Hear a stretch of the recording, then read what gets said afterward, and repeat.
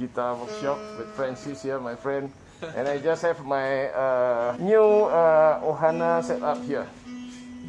He always does a good job here. So guys, if you need your instrument to be set up, so here is the guy. See, take a look of t-shirt. Wow, this is a good t-shirt. We bring out the best in you and your instrument. Wow. Okay.